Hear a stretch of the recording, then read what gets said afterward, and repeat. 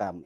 Berusaha mempertahankan pelanggan. Syukur-syukur pelanggannya sekarang belanjanya 1 juta, naik jadi 1,5 juta. Sekarang belanjanya 1 produk, naik jadi produk.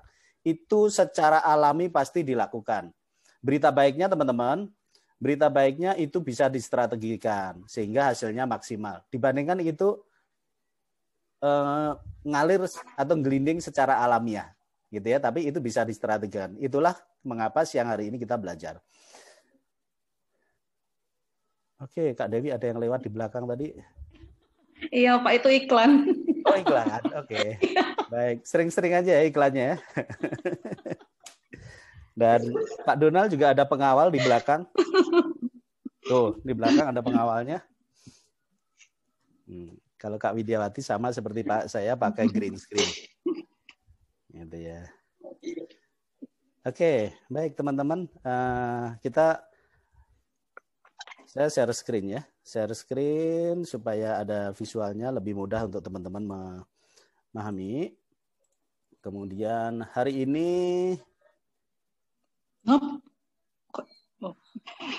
ya, kelihatan ya?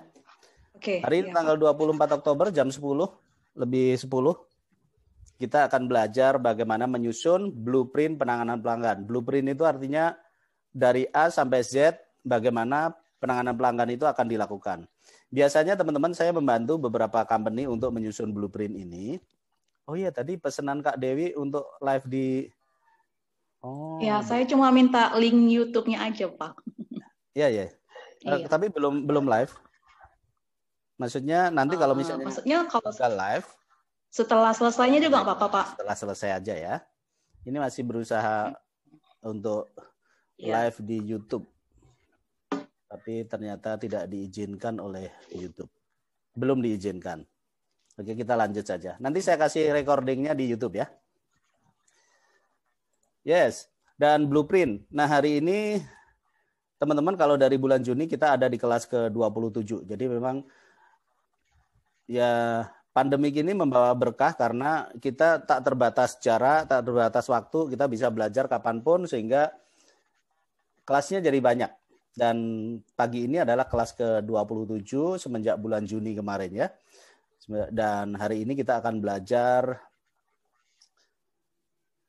tahun 2021 kita akan melakukan apa berkaitan dengan penanganan pelanggan.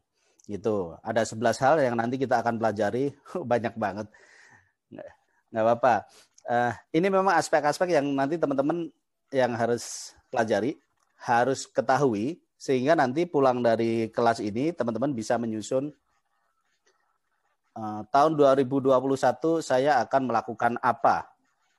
Gitu. Dan bagi yang teman-teman pertama kali ikut kelas saya, hari ini saya akan sharing pengalaman saya selama, jadi bukan berdasarkan apa yang saya baca saja, tapi berdasarkan apa yang saya implementasikan selama 24 tahun bekerja di dunia sales dan marketing. Gitu. Dan saat ini sedang menulis buku yang pojok bawah ini, Berpacaran dengan Pelanggan. Videonya sudah ada, tapi bukunya belum selesai. Dan ini beberapa buku yang sudah pernah saya tulis. Rumputku lebih hijau dari rumput tetangga. Ini e-booknya dijual, nanti teman-teman saya kasih linknya.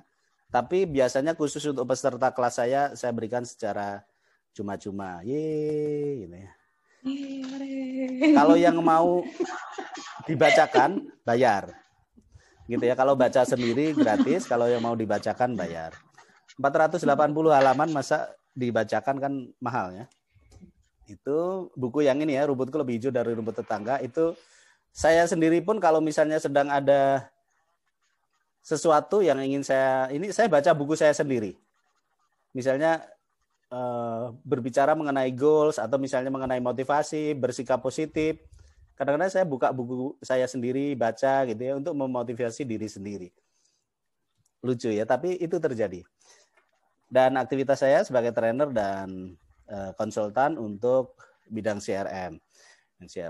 Dan teman-teman ini beberapa klien, nah termasuk Auzen itu tahun lalu ya, atau 2 tahun yang lalu ya pernah 2 hari kelas di sana. Dan beberapa kali saya bertemu dengan ownernya di Jakarta. tujuannya adalah implementasi CRM dan saat ini masih aktif di Kimia Farma, Pacific Paint, kemudian pupuk Kaltim masih. Sehingga contoh-contoh kasus ini nanti kita bisa jadi pembahasan di pagi siang hari ini. Gitu ya, yang tadi saya cerita berarti teman-teman itu peserta ke 550-an lah. Karena ini kan sampai September ya. Peserta ke 550 dan kelas ke-27. Kemudian, yes, sekarang kita prolog sebelum masuk ke materi. Teman-teman ikuti saja secara relax, nggak usah, jangan tegang, maksudnya materinya berat amat gitu ya. Enggak, ini nggak berat, diikutin saja. Nanti kalau ada yang kurang jelas, ditanyakan langsung. Nah, hari ini kita akan belajar yang di kotak ini ya. Jadi misalnya teman-teman di bisnisnya, di Ocean atau di tadi Pak Donald di company yang jualan digital, layanan digital tadi, goals-nya apa? Nah, untuk mencapai goals itu, maka di company akan punya strategi. Nah, salah satunya adalah strategi pengelolaan pelanggannya seperti apa. Nah, supaya strategi itu bisa dijalankan, nah ini punya goals, kemudian goals ini akan dicapai dengan strategi. Nah, strateginya seperti apa? Ada beberapa strategi. Apakah strateginya hanya maintain pelanggan yang ada saja, atau strateginya harus akuisisi pelanggan baru? Nah, itu dirumuskan di sini. Untuk menjalankan strategi, maka ada bisnis proses di dalam perusahaan itu. Ada proses menciptakan produk, ada proses delivery produk, ada proses penjualan, ada proses promosi. Nah, itu semua proses. Nah, proses ini didetailkan dalam SOP. Ini informasi umum ya, di semua bisnis melakukan ini. Kemudian SOP ini dijalankan oleh people, maka kita perlu struktur organisasi seperti apa. Nah, di dalam organisasi kita kan ada orang, ada manajer, ada supervisor, ada bagian IT, ada bagian HRD, ada bagian sales, marketing.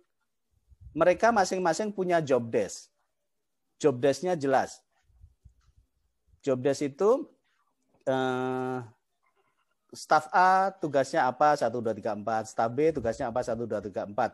Nah, karena ada job desk, maka ada KPI. Oke, Pak Donald, KPI-nya bulan ini adalah, karena jualan SMS, maka biasanya targetnya traffic. Pak Donald, bulan ini targetnya adalah 5 juta traffic SMS. Nah, itu jadi KPI. Maka KPI ini kalau tercapai dapat reward, kalau nggak tercapai ada konsekuensi. Nah, ini gambaran global dalam bisnis, sehingga kita akan berbicara di sini nanti, di strategi, yaitu strategi penanganan pelanggan, supaya goals dari company ini tercapai. Mari kita lihat lebih detailnya, lebih ke contoh nyata. Misalnya targetnya adalah 10M. Bisnisnya targetnya 10M, dengan target profit 10%. Ya, kondisi sekarang profit 10% itu juga sudah bagus ya. Ada perusahaan yang mentargetkan 20%. Mungkin kalau Pak Donald bisnis jualan digital itu profitnya 80%. Mungkin ya. Maka ya 70-80%. Makanya biasanya di Pak Donald itu sebulan sekali jalan-jalan ke luar negeri. Karena profitnya gede. Ada bisnis yang profitnya gede. Nah, itu jadi goals. Nah, kemudian goals ini akan dicapai, karena kita mau bicara ini ya, mau bicara penanganan pelanggan, 10M ini akan dicapai dari berapa pelanggan? Kalau bisnis retail bisa jadi pelanggannya banyak, 1.650. Kalau misalnya di bisnis B2B, B2B itu berarti kayak seperti Pak Donald itu kemungkinan B2B. Karena jualannya bisa jadi ini bukan 1.600 customer, tapi hanya 80 company gitu ya. Itu jadi 10M itu akan dicapai dari berapa customer gitu. Nah, di bisnis teman-teman masing-masing silahkan nanti dilihat goals-nya berapa, kemudian itu akan dicapai dari berapa customer. Kita fokusnya ke customer ya. Nah, customer ini customer existing-nya berapa? Kalau misalnya ini 1.600, di bisnis teman-teman masing-masing pasti beda-beda. Customer existing itu customer yang sekarang kita punya. Misalnya 750 customer untuk menghasilkan 5,5M. Maka sisanya dari cari customer baru sebesar 900 customer, berarti akuisisi. Jadi target 10 miliar ini dicapai dengan kita punya 1.650 customer. Mungkin di bisnis lain beda-beda. Bisnis B2B bisa jadi 1,6. Kalau di bisnis pelatihan, teman-teman, 10M itu bisa jadi cuma 50 atau 60 company saja. Ada company yang setahun ordernya 15 kali training gitu ya. Kemudian ini sehingga nggak perlu banyak-banyak customer kalau B2B. Ya kalau di bisnis pupuk tadi seperti pupuk Kaltim, target 10M itu mungkin cuma dari satu pelanggan. Ya tergantung bisnisnya. Maka kalau ini contoh kasus misalnya bisnis retail. Nah, ini relationship. Nah, untuk customer existing ini menghasilkan 5,5M, strategi yang dijalankan apa? Nah, ini nanti yang akan kita pelajari, itu kalau dalam CRM namanya strategi 4R.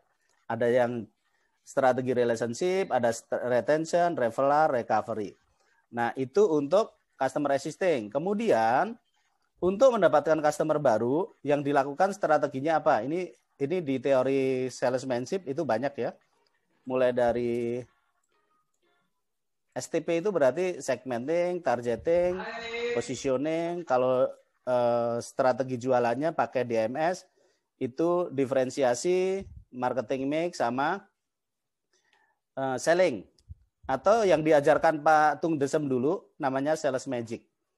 Gitu ya. Ini gambaran besar aja. Akhirnya teman-teman bisa merumuskan untuk mendapatkan 900 customer baru apa yang dilakukan. Untuk mempertahankan 750 customer menghasilkan 5,5M apa yang dilakukan. Gitu ya. Nanti teman-teman bisa pakai teori locking loyalty-nya Pak Hermawan Kertajaya atau nanti menggunakan apa yang saya sharing pagi siang hari ini. Itu. Nah, yang di lingkaran paling kiri ini, itu nanti detailnya ada di sini. Teman-teman nggak perlu catat, nanti slide-nya bisa didapatkan. Itu jadi supaya customer yang pertama kali beli kemudian jadi repeater, yang dilakukan apa? Ini sudah ada rumusnya. Yaitu brand, service, kemudian proses. Kalau saya nanti akan mengajarkan 3 hal, yaitu brand, value, dan relationship. Nah, itu. Nah, ini tadi yang Pak Tung Desem ingin, sales magic itu ada 4 tahapan ini. Nanti tidak saya bahas di kelas ini, teman-teman bisa lihat di YouTube saya ya.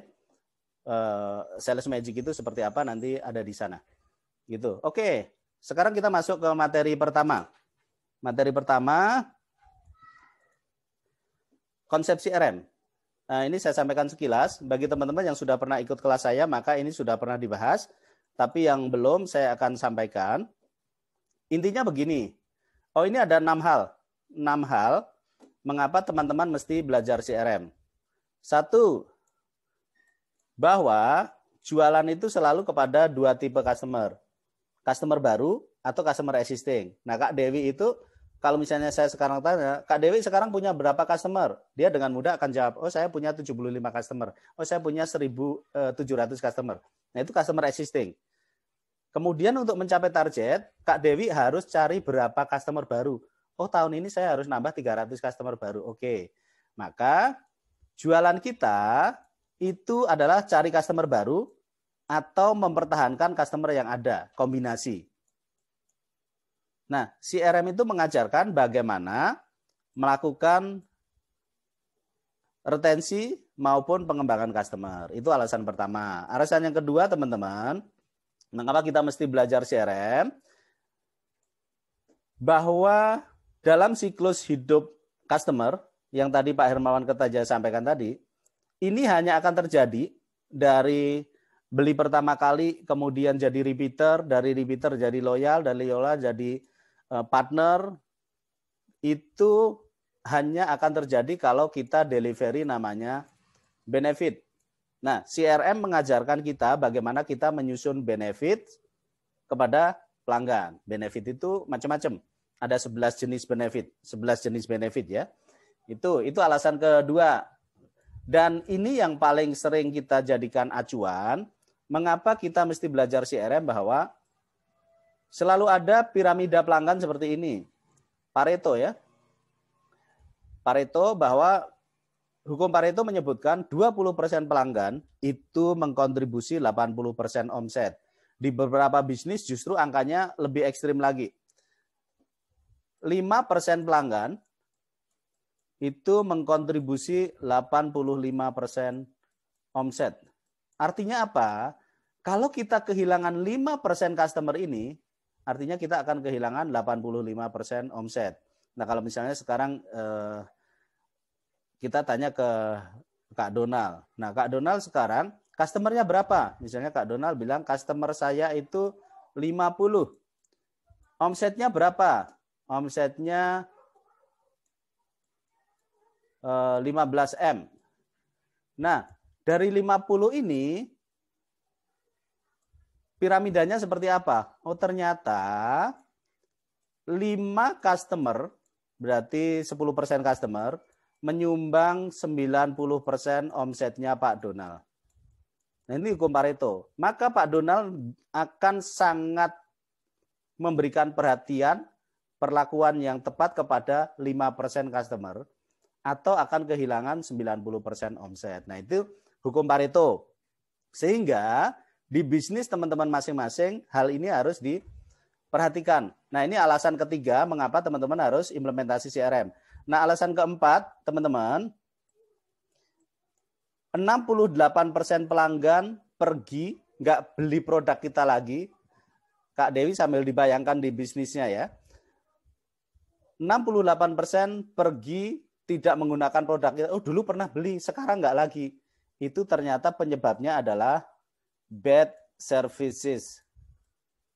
Nggak pernah dikontak, komplain dilayani dengan asal-asalan, produknya kemudian tidak didelivery tepat waktu, tidak memberikan perhatian, tidak ada kontak, tidak ada relationship, tidak ada visit, tidak diundang di event. Itu bisa mengakibatkan 68% pelanggan pergi. Saya pernah contohkan kasus di lembaga zakat, customernya 990.000, hampir 1 juta.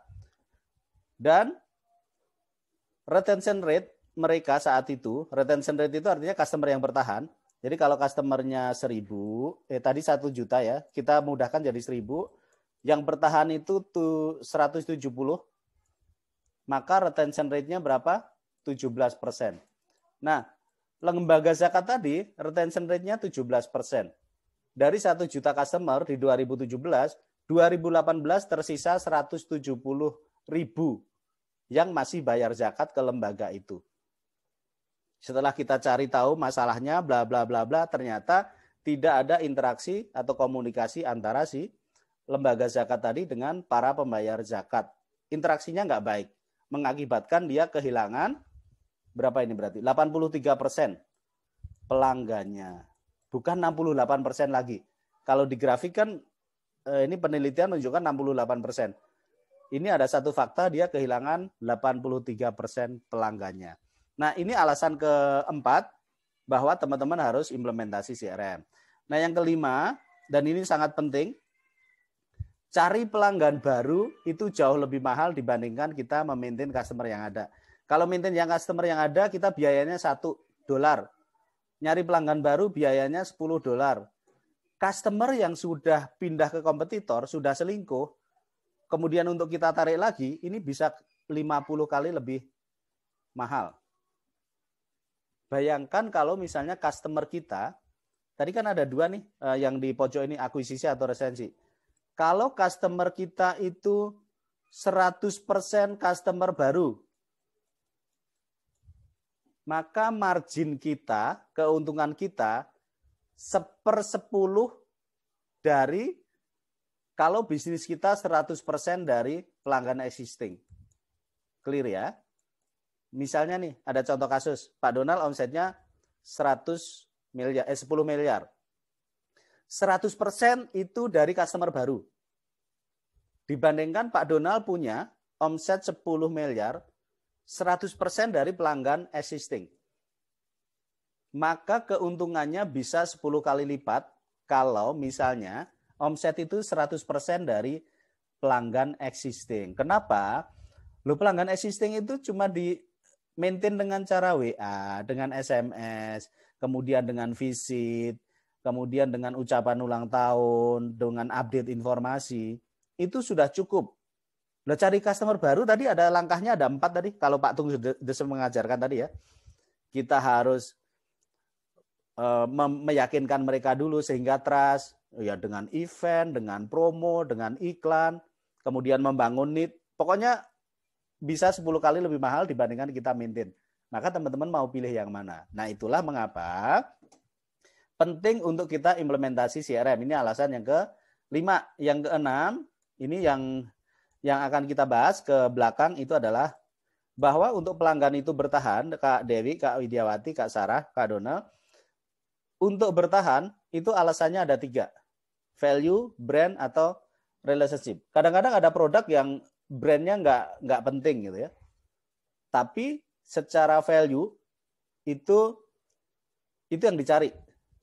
Contoh kasus misalnya handphone. Ya, handphone kadang-kadang value yang dicari adalah harga. Value yang dicari adalah kameranya 64 megapiksel. Nah, kalau customer cari value berupa kualitas kamera, maka handphone yang satu kameranya 48 megapiksel, handphone yang satu kameranya adalah 32 piksel, maka value-nya lebih tinggi dari yang 48 megapiksel. Nah, itu value. Sayangnya value ini mudah sekali ditiru dan dimodifikasi oleh kompetitor. Kompetitor ngasih diskon 10%, Kak Dewi ngasih diskon 15%. Bisa jadi customer pindah dari kompetitor ke Dewi. Kemudian Kak Dewi tadi ngasih diskon 15% untuk produk ini nih. Facial wash. Kompetitor untuk produk yang sama ngasih diskon 15% plus gratis biaya pengiriman. Pindah lagi tuh ke kompetitor. Nah, Kak Dewi bilang ke Charles tuh, Mas, itu kompetitor udah diskon 15%, bebas biaya kirim. Nah, Mas Charles masih punya budget. Oke, kita diskon 15%, kemudian bebas biaya kirim, kasih hadiah. Apa kayak hadiahnya gitu. Nah, ini pindah lagi. Nah, ini nggak ada habisnya. Habisnya kapan? Ketika budget kita habis. Maka kita jangan hanya berperang menggunakan value, kita harus berperang menggunakan relationship. Loh, kompetitor ngasih diskon 15%, kita ngasih diskon 10%. Loh, tapi itu customer itu teman mancing. Masa ya pindah ke kompetitor? Enggak. Kompetitor ini enggak pernah telepon. Kita telepon sebulan 4 kali. Enggak pindah. Walaupun selisih harga 5% tadi. Kompetitor ngasih hadiah. Kita enggak ngasih hadiah. Tapi sering kita undang event pemeriksaan kecantikan gratis. Masa ya pindah? Enggak pindah. Maka relationship ini menjadi faktor yang penting. Nah, ini latar belakang teman-teman.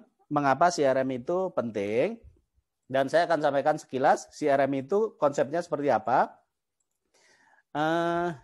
Intinya satu, kita punya customer, kemudian data customer ya. Customer kemudian kita data. Yang kedua, kita lakukan analisa. Ada customer kelas A, kelas B, kelas C. Customer belinya 2 produk, 3 produk, 1 produk. Gitu ya. Customer belinya setahun yang lalu, 6 bulan yang lalu, 1 bulan yang lalu. Itu kita lakukan analisa. Tahapan ketiga, teman-teman akan membuat benefit. Benefit itu apa yang akan kita berikan, tawarkan kepada pelanggan. Nah, yang keempat, teman-teman membuat loyalty program. Nah, CRM itu konsepnya sesimpel ini. Ada 4 tahapan. Kita punya pelanggan, kita analisa, kemudian kita menyusun benefit, kemudian kita menyusun program loyalty. Nah, dari sekarang sampai nanti kita selesai kelas, ini yang sebenarnya kita mau susun di 2021 itu 4 langkah itu kita lakukan seperti apa. Gitu ya. Dan ini yang melakukan siapa? Teman-teman marketing, sales, dan after sales service. Disupport oleh policy. Jadi kalau dalam CRM itu ada 1, 2, 3, 4. Ini yang kelima. Policy itu nanti kaitannya dengan arah perusahaan, budget, keputusan-keputusan. Kemudian sistem yang kita lakukan, jangan kebalik ya, bahwa kita beli sistem dulu, baru mikirin konsepnya, kebalik. Jadi kita mikirin konsepnya dulu, baru kita Sistem itu hanya sebagai tools. Kadang-kadang kita pakai buku catatan juga sudah cukup. Atau misalnya menggunakan Excel juga sudah cukup. Kemudian yang ke-7 adalah people, yang ke-8 adalah SOP. Nah, SOP itu customer lama diapakan, customer baru diapakan, cara SLA untuk komplain, penanganan komplain seperti apa, telepon diangkat di dering keberapa, itu proses. Yang mana itu dilakukan oleh people supaya 4 proses ini berjalan dengan baik. Yes. Saya menyampaikannya agak cepat karena materinya padat. Materinya padat. Nggak apa-apa. Nah, ini tadi ya, bahwa 3 pilar itu 1, 2, 3. Jadi relationship itu sangat sangat penting. Saya kemarin memberikan beberapa contoh kasus ekstrim di perusahaan material. Perusahaan material itu jualan cat, ada yang jualan semen gitu. Kalau di jualan semen kita membangun relationship dengan para tukang itu dengan cara membuat event offline. Upacara kegiatan 17-an itu ada lomba gerak jalan antar tukang. Komunitas tukang dari Jember, komunitas tukang dari Kediri, komunitas ini diberi seragam gitu ya. Itu membangun relationship. Kemudian kita berikan pelatihan kepada para tukang. Tukang diberikan sertifikat. Tukang yang diberikan sertifikat itu harganya 30% lebih mahal dibandingkan tukang yang nggak pakai sertifikat. Nah, itu kita membangun relationship dengan cara seperti itu.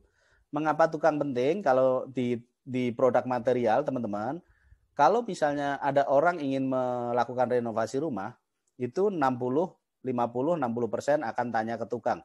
Bayangkan kalau tukang tadi ditanya, Pak, cat yang bagus apa? Nah, kalau tukang tadi adalah tukang yang relationship-nya baik dengan kita, direkomendasikanlah produk kita. Nah, itu relationship. Atau misalnya kalau customer kita pemilik toko, teman-teman salesman itu kadang-kadang hari Sabtu, hari Minggu itu mereka menemani si pemilik toko itu untuk melakukan kegiatannya. Ada yang hobinya mancing gitu ya, sekedar nemenin, tapi itu relationship. Relationship kadang-kadang perlu dilakukan.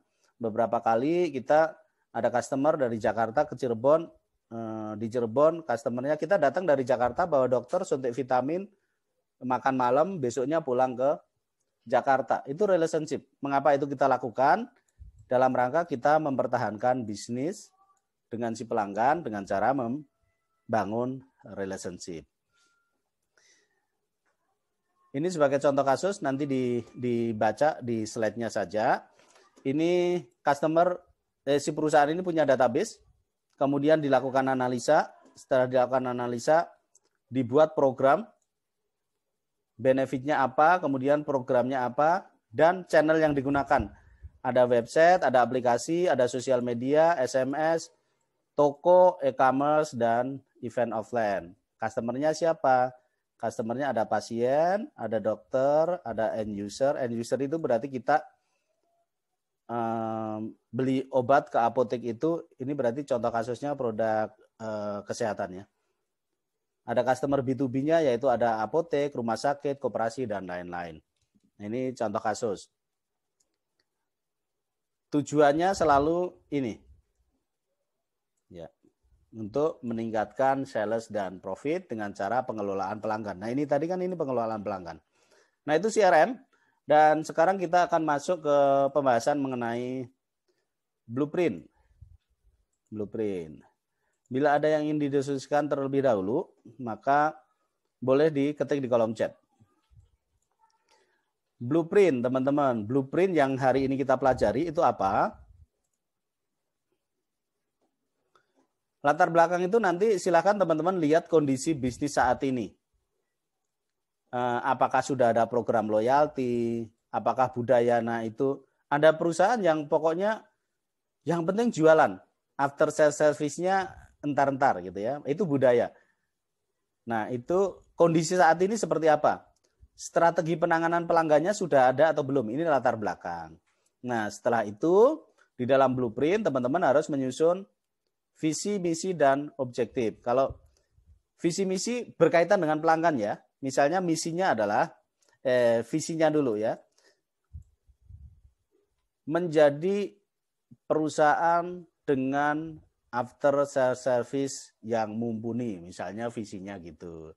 Misinya adalah, nah objektifnya, nah ini dalam blueprint, ini nanti yang kita bahas. Kemudian kita lihat kondisi kita dari sisi customer tadi, dari sisi SWOT-nya.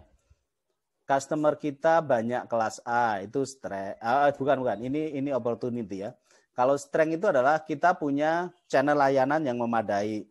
Produk kita memiliki kualitas baik, brand kita bagus, itu strength. Weakness adalah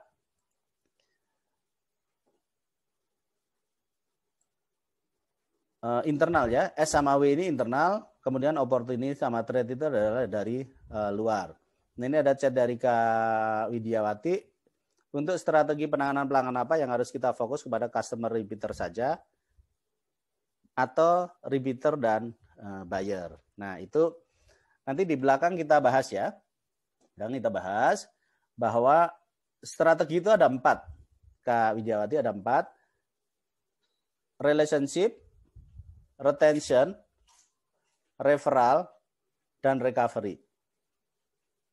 Nah, kita bisa pilih strategi itu sesuai dengan kondisi. Nah, nanti akan sampai di situ ya. Makanya kita lihat dulu kondisi kita saat ini. Nah, customer identification itu artinya kondisi kita, customer kita saat ini seperti apa, pelanggan ini setahun kontribusi berapa, kelompok pelanggan ini setahun kontribusi berapa, sebaran pelanggan kita seperti apa gitu ya. Kemudian potensi pasar di bisnis kita. Tadi kan ada bisnis produk pest control. Nah, itu potensinya ternyata di Indonesia itu pertumbuhannya 15% sebelum pandemi gitu ya. Kemudian pemainnya tidak banyak ya, dan kita masuk 10 besar pemain misalnya. Itu kondisi. Kemudian sektor bisnis pest control ini di negara berkembang itu masih sangat prospektif karena kondisi tidak, misalnya kondisi sanitasi ya, tidak sebersih misalnya negara maju, sehingga kita masih punya potensi yang sangat besar untuk jualan produk pest control ini. Nah, ini analisa pasar. Kemudian nanti dalam blueprint ini culture ya. Culture kadang-kadang di beberapa perusahaan itu berpikirnya adalah yang penting jualan bulan ini untuk hasil bulan ini. Nah, bukan bisnis jangka panjang. Nah, kalau dalam CRM, culture-nya kebalik. Harusnya kita berpikir jangka panjang. Relationship itu lebih penting. Kemudian budaya kita adalah kita harus mengenal pelanggan dengan sangat baik sehingga tidak salah memberikan penawaran, customer fokus, customer intivasi. Kita selalu memikirkan bagaimana customer kita berikan reward, dan kita selalu berpikir dari kacamata customer. Nah, ini gambaran blueprint secara garis besar. Isi dari blueprint, kalau nanti misalnya ke teman-teman nyusun blueprint, itu ada paling tidak ada 9 hal ini. Ikuti saja dulu bahwa kira-kira ada 9 hal ini. Ini contoh kasus yang tahun lalu kita bantu buat. Di perusahaan ini tebalnya kurang lebih 300 halaman. Ya, nanti kita buatnya 3 lembar saja ya. Yang penting poin-poinnya ada. Kemudian ini juga sama, contoh blueprint. Oh, ini ada brandnya ya. Yang kemarin kita buat untuk tahun 2020. Nah, nanti antara plan dengan action itu bisa jadi berbeda atau berubah, lebih banyak atau lebih sedikit. Contoh kasus ya di sini. Kita buat program loyalty, itu ada kurang lebih 11 program.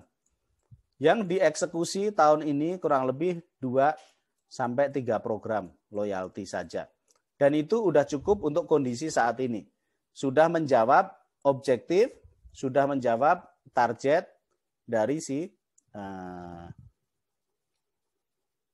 perusahaan ini. Gitu ya. Ini isinya blueprint. Yes, maka mari kita lihat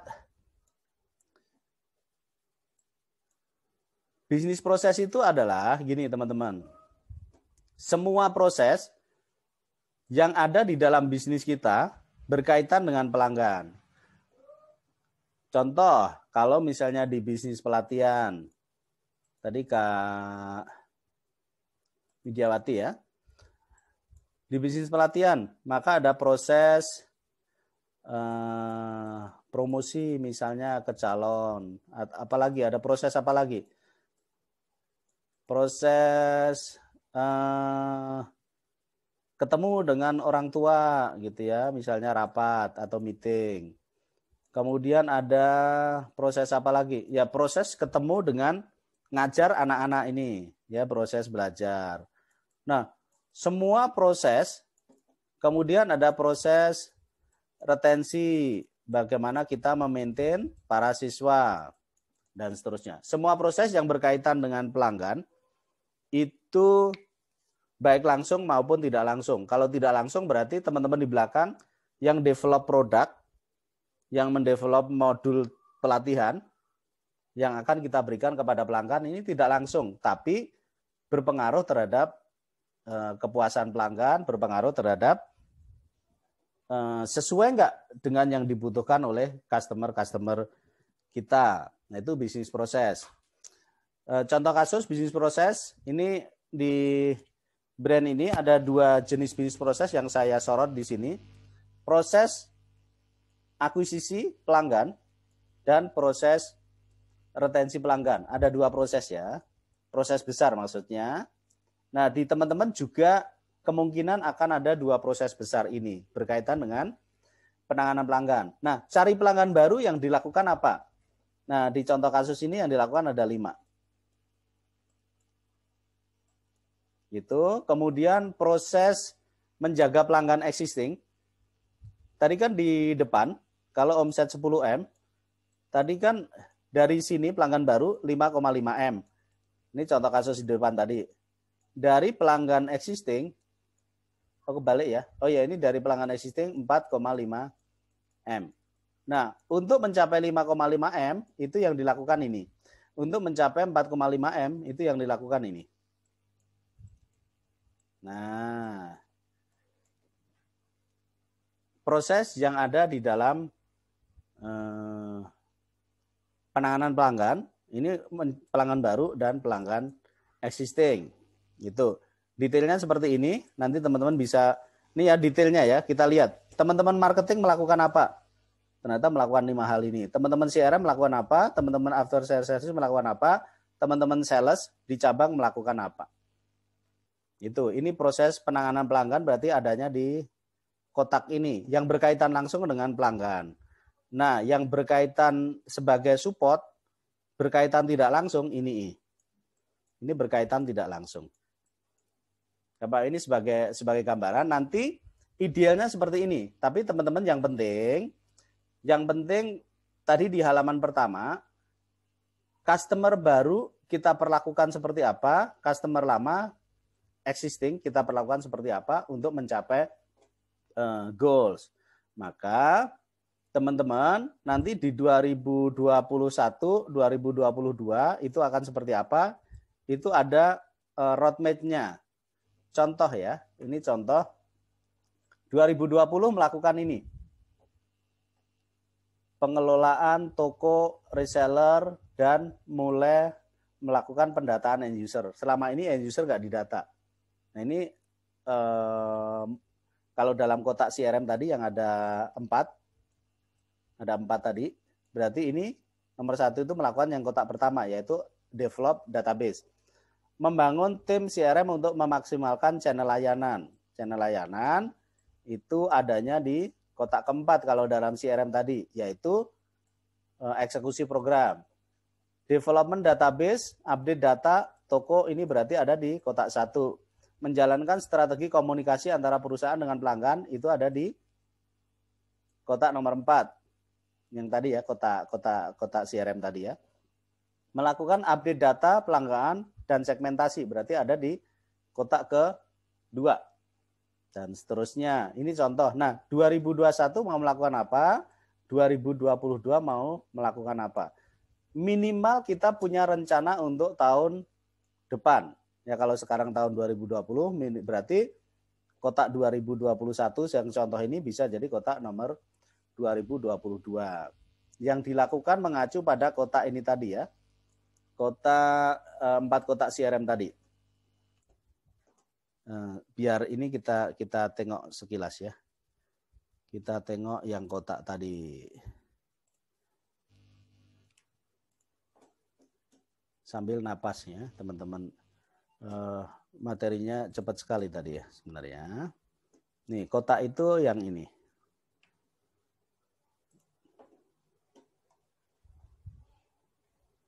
Nah, ini dia. Kita copy, tadi kita ada di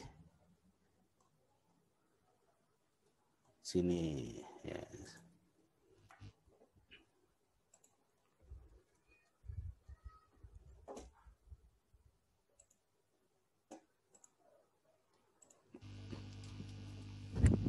Ya, teman-teman ikut kelas tadi pagi sudah masak dulu ya? Atau pesen Gojek aja, GoFood ya, GoFood. Instan aja, Pak. Takutnya nanti ada yang komplain, kamu belajar mulu, aku nggak dibeliin makanan, nggak dimasakin. Gitu. Nah, ini ya, ini yang barusan kita bahas.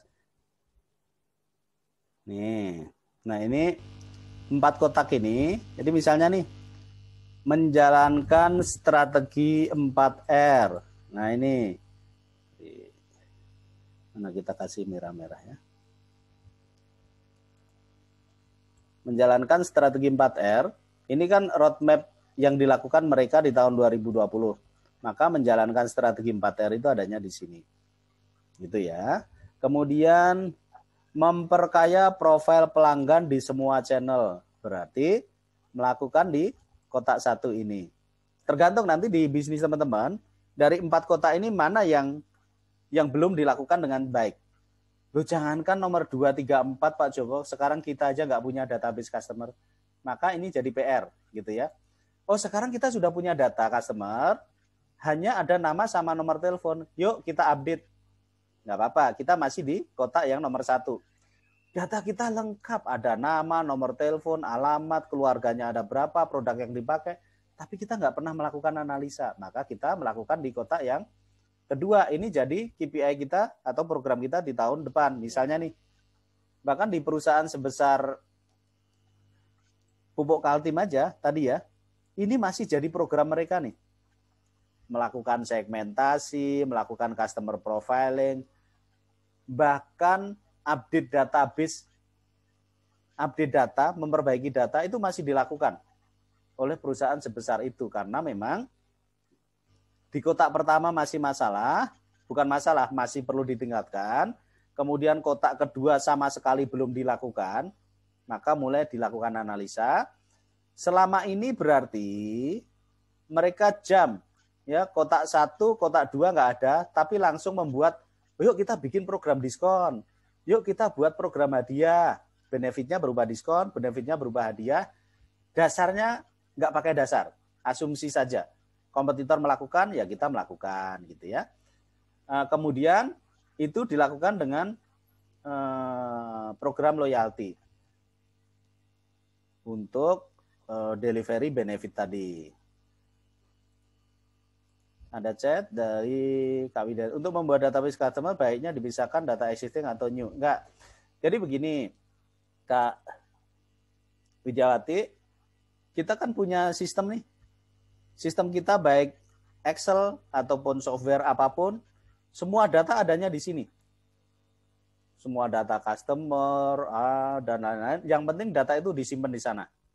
Dalam bank data atau kita kenal namanya warehouses.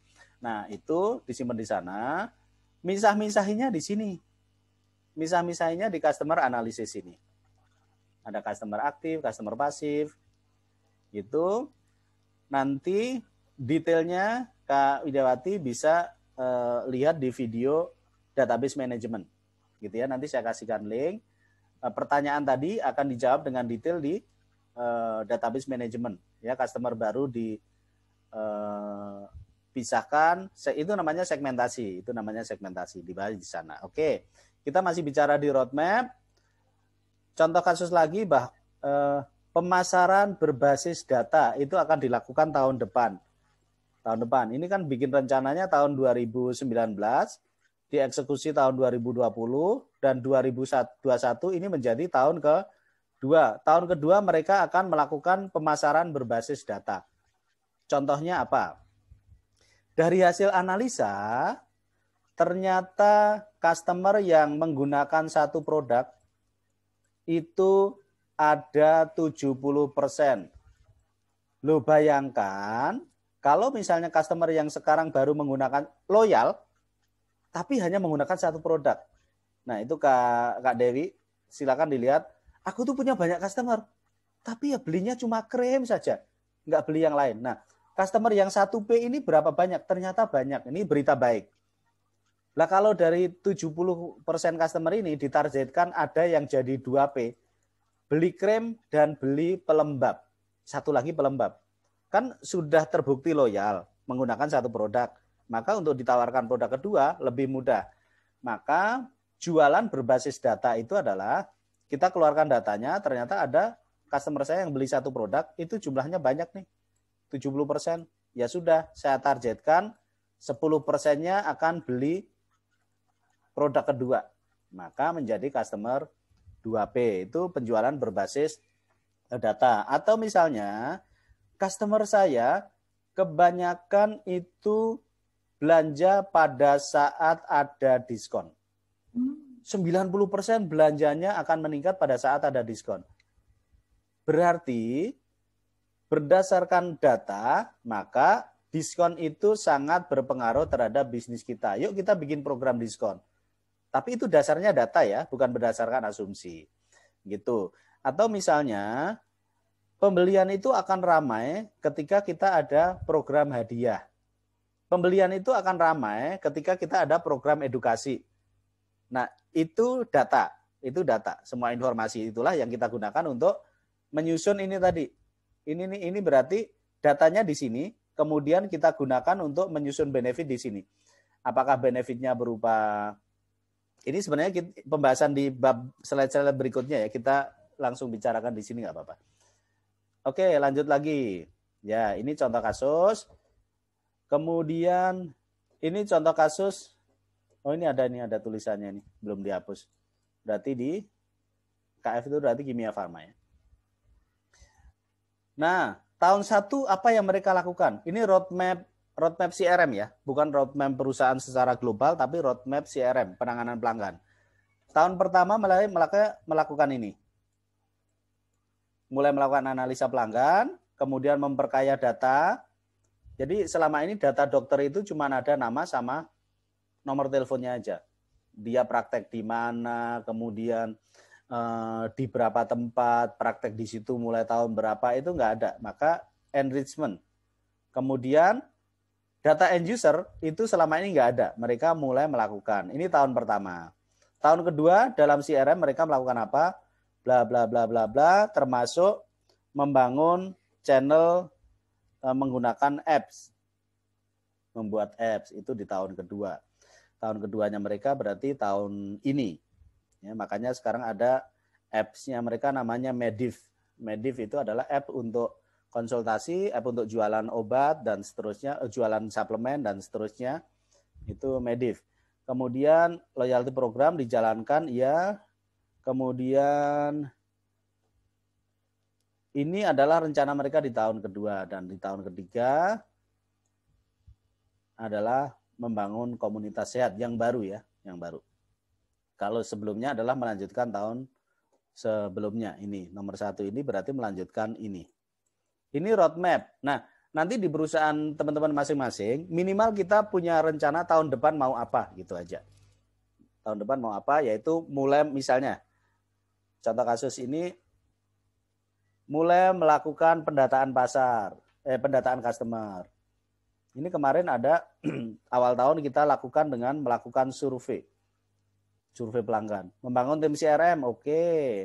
Membangun budaya dan seterusnya, kemudian mulai melakukan. Ini tahun pertama. Kita fokus di tahun pertama itu jauh lebih baik dibandingkan kita tidak memiliki planning untuk penanganan pelanggan. Itu roadmap, dan sekarang kita masuk ke contoh objektif. Jadi dalam tahun 2021 objektif kita berkaitan dengan pelanggan itu seperti apa. Ini detailnya teman-teman tidak perlu risaukan, tapi kurang lebih kalau misalnya nanti kita melakukan implementasi CRM, ini meningkat, ini turun, dan ini turun. Nah, contoh objektifnya nanti seperti ini. Closing rate. Closing rate itu kalau misalnya sekarang Pak Donald jualan ke 100 orang, yang beli 5, maka closing rate-nya 5/100 sama dengan 5%. Nah, tahun depan closing rate-nya mau ditingkatkan jadi berapa Pak Donald? 7,5%. Loh, aku nggak tahu loh closing rate saya berapa. Nah, tapi kan ada catatannya, maka bisa dihitung. Maka KPI tahun 2021, closing rate saya akan meningkat berapa persen? Dari berapa ke berapa? Rata-rata ya, kalau timnya banyak maka rata-rata.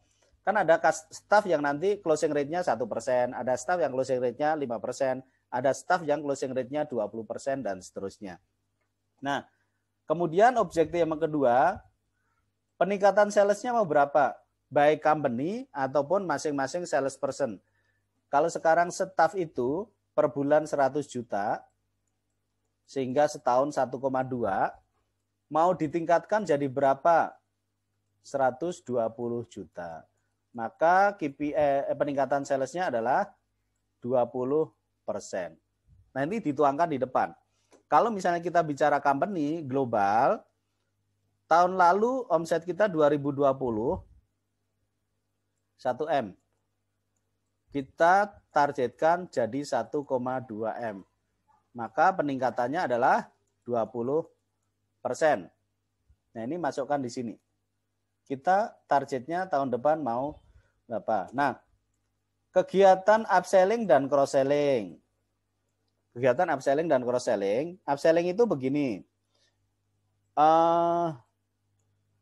Ini nanti ngitungnya pakai yang nomor 4 ya. Upselling itu adalah rata-rata customer ARPA. Jadi kalau misalnya Kak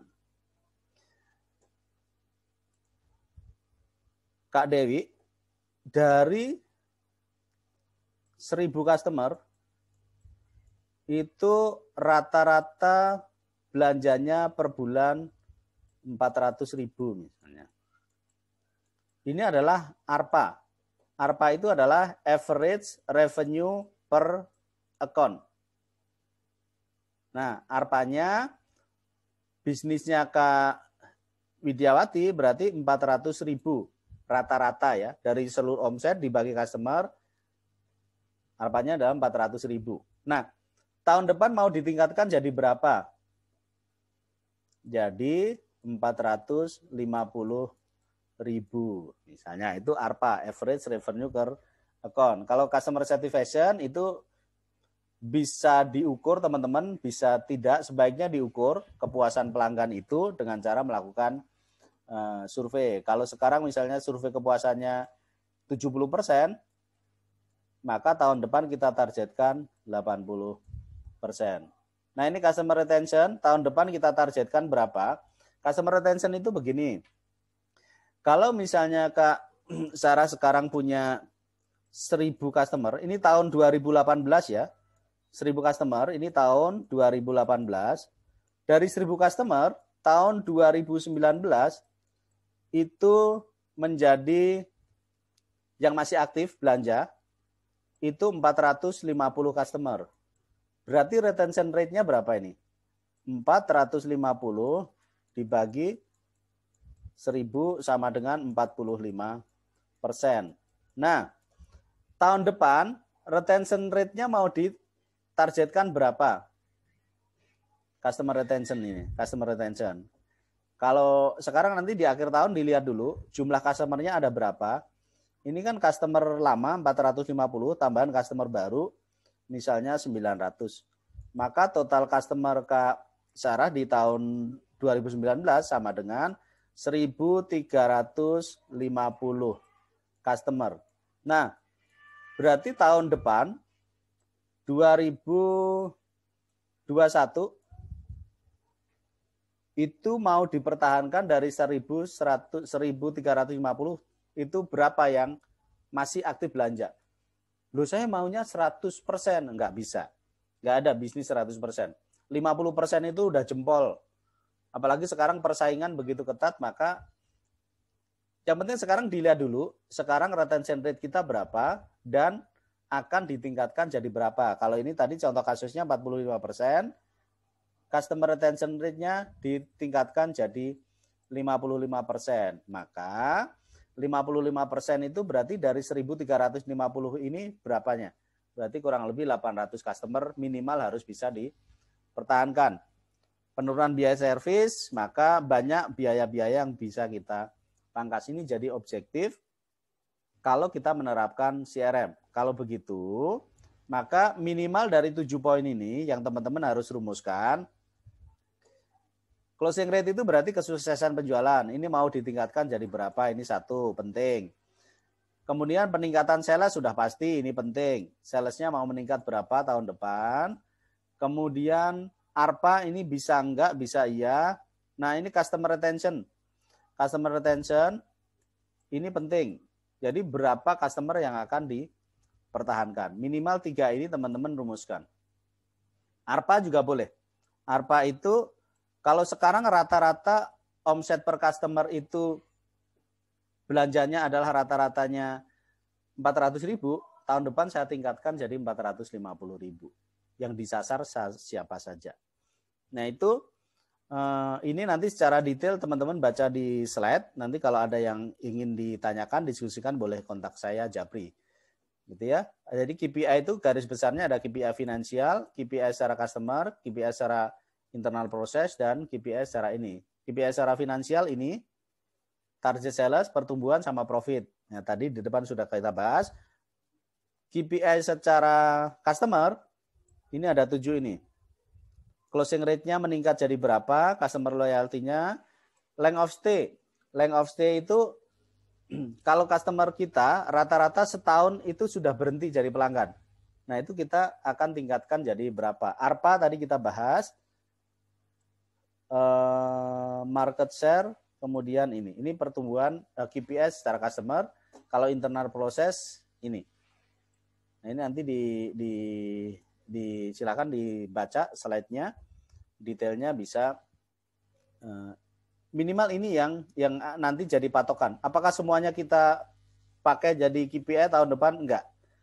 Yang jelas ini penting, target sales kita berapa, pertumbuhan kita berapa, dan profitnya berapa. Ini KPI berdasarkan finansial. Tadi kan ini akhirnya dari berapa customer gitu kan. Customer new-nya ada berapa, customer existing ada berapa, sehingga memberikan tercapainya KPI ini. Oh ternyata kita harus cari customer baru 200. Customer existing itu ada 300 customer. Nah, diperlukan 300 customer. Nah, kalau customer sebelumnya itu ada 600, maka supaya tersisa 300, retention rate kita harus 50%. Jadi kita tahun lalu punya 600 customer, untuk mencapai target tahun depan, minimal harus ada 300 customer yang tetap belanja. Nah, untuk mempertahankan 300 customer, upaya apa yang dilakukan, itu nanti ada di slide belakang. Programnya yang tadi Kak Widyawati sempat tanyakan. Ini contoh KPI. Contoh KPI, angkanya saya keluarkan. Nah, ini KPI tahun 2020.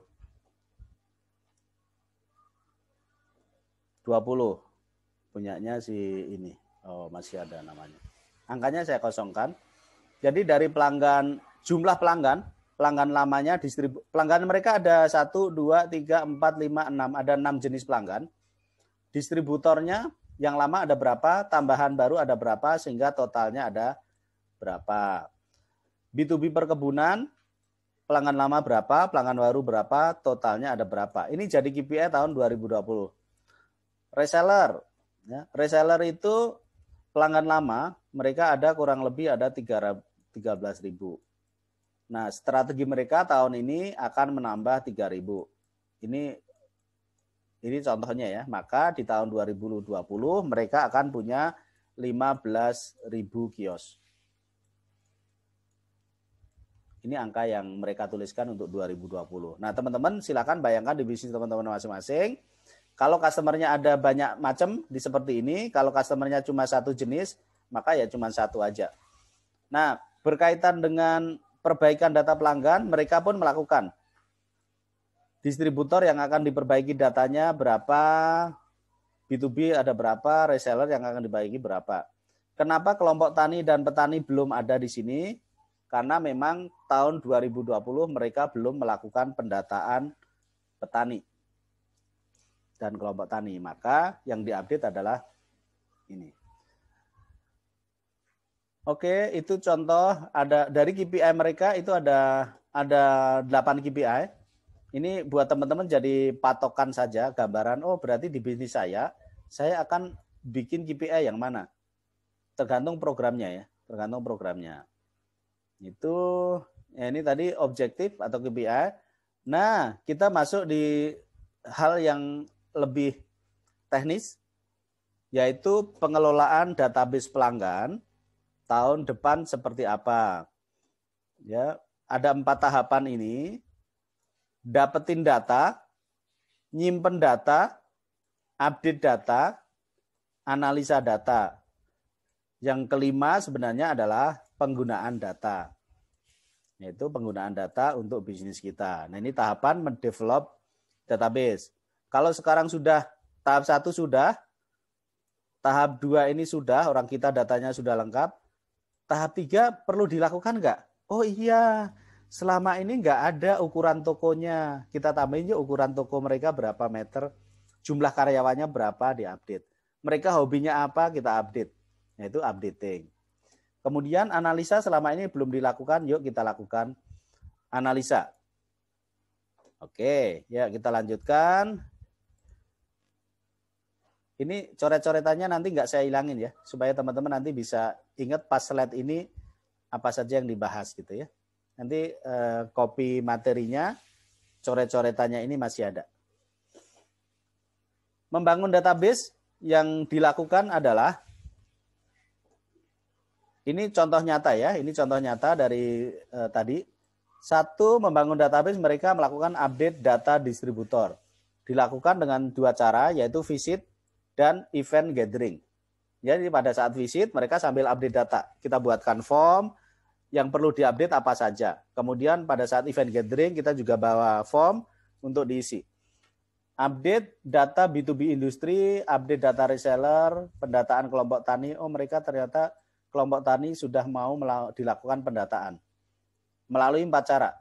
Visit, melalui kios, karena kelompok tani itu belanja pupuknya ke kios, maka melalui kios, melalui event offline, dan melalui website. Kemudian pendataan petani, melalui 5 hal ini. Kemudian, dan itu semua di-input ke sistem. Yang melakukan siapa? Ini yang melakukan. Apakah tim marketing, tim sales, atau tim after sales service. Hasilnya 2020 mereka KPI-nya akan tercapai. Ini kan KPI-nya kan ini tadi ya. Ini nih, sorry. KPI-nya kan pendataan bla bla bla ini tadi. Terus kegiatannya berkaitan dengan database adalah ini gitu ya. Ini ada 3 ini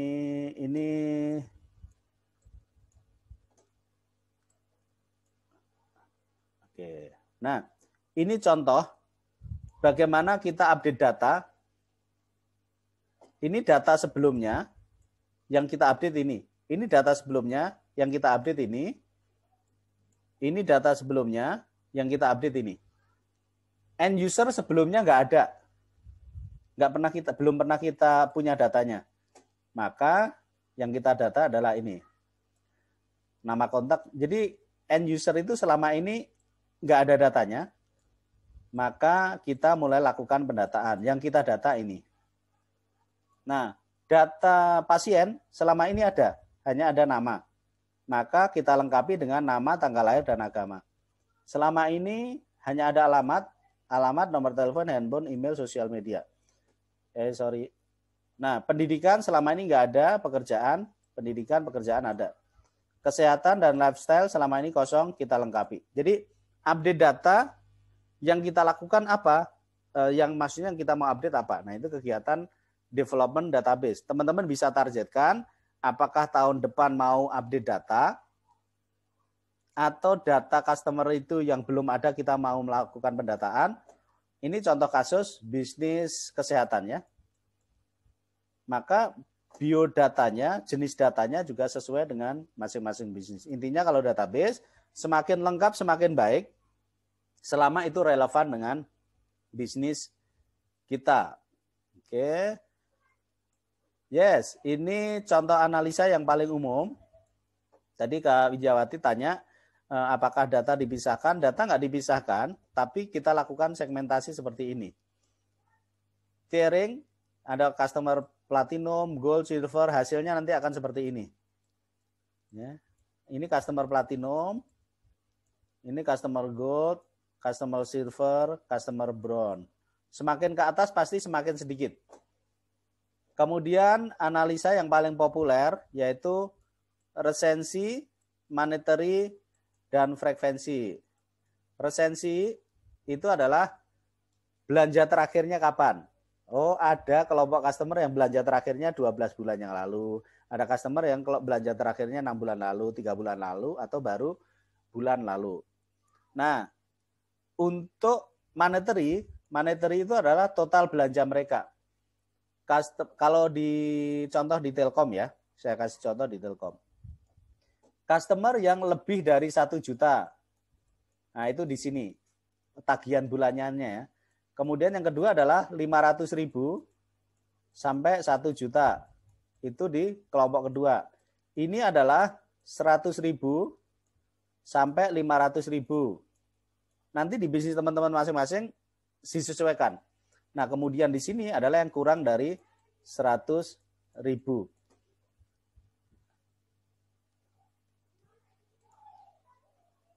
Nah, ini contoh segmentasi berdasarkan monetary.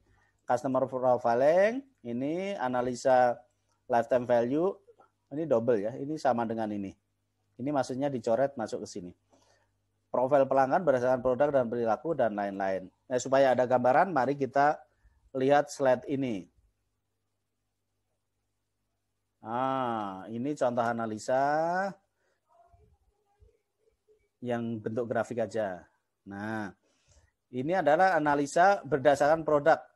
Obat, resep, sama ini. Kalau misalnya ini adalah analisa berdasarkan monetary. Jadi ini cabang yang omsetnya lebih dari 1 miliar. Ini 750 sampai 1 miliar. Jumlahnya berapa, omsetnya berapa gitu ya. Ini berarti analisa berdasarkan monetary. Kemudian kalau ini adalah analisa berdasarkan ini contoh obat ya. Ini produk resep dan non resep. Kemudian ini kita lebih ke contoh yang lain dulu. Ini obat ya.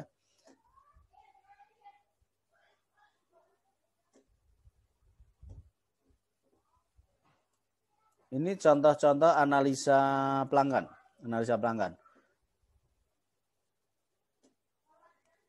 Ini nih yang analisa pelanggan yang belakang ini. Yes, ini berdasarkan monetary.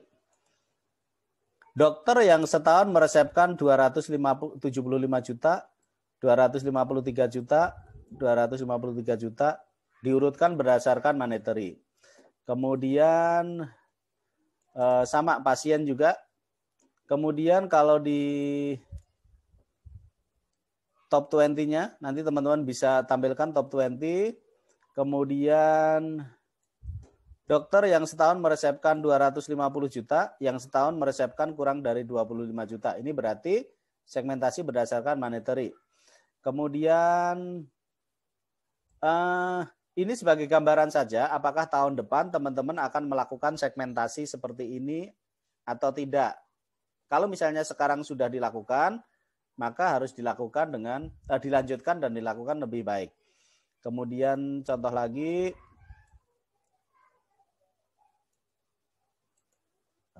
contoh kasus. Ya, ini contoh-contoh analisa ya. Contoh-contoh analisa customer. Nanti mengenai analisa ini, penjelasannya teman-teman bisa lihat di YouTube saya. Cari yang judulnya adalah Marketing Database. Nah, ini nanti kita bahas di sana. Nah, sekarang di siang hari ini sebagai gambaran saja bahwa apakah tahun depan teman-teman akan melakukan analisa seperti ini, melanjutkan kegiatan analisa di tahun sebelumnya. Yes, kita masih punya waktu 30 menit lagi. Mari kita. Nah, tahun depan teman-teman akan punya usulan benefit apa yang diberikan kepada pelanggan.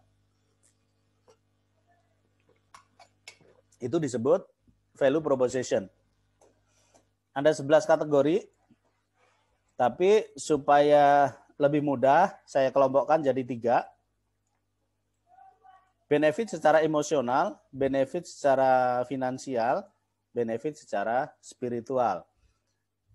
Nah, tahun depan teman-teman akan membuat benefit seperti apa, mengusulkan benefit apa kepada manajemen.